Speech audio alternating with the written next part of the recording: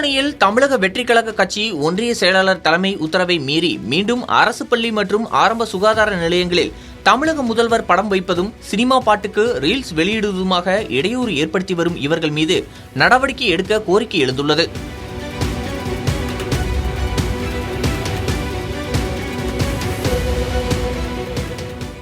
திருவள்ளூர் மாவட்டம் திருத்தணி சட்டமன்ற தொகுதிக்குட்பட்ட திருவள்ளூர் மேற்கு மாவட்டம் பள்ளிப்பட்டு மேற்கு ஒன்றிய தமிழக வெற்றி கழகம் செயலாளராக ரமேஷ் என்பவர் செயல்பட்டு வருகிறார்.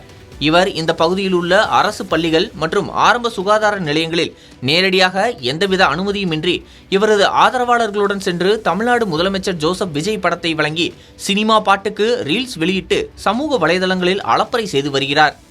ஆளுங்கட்சியான இவர்கள் அரசு பள்ளிகளில் மற்றும் ஆரம்ப சுகாதார நிலையங்களில் தமிழக வெற்றி கழக தலைவர் படத்தை ஆணியடித்து இவர்களாகவே மாட்டுவது மற்றும் இவர்கள் வாங்கி கொடுக்கும் சால்வைகளை ஆரம்ப சுகாதார நிலையத்தில் இருக்கும் செவிலியர்கள் மற்றும் அரசு பள்ளிகளில் உள்ள தலைமை ஆசிரியர்களுக்கு அணிவித்து பாராட்டுவது போல இவர்கள் சமூக வலைதளங்களில் வைரலாக்கி வருகின்றனர்.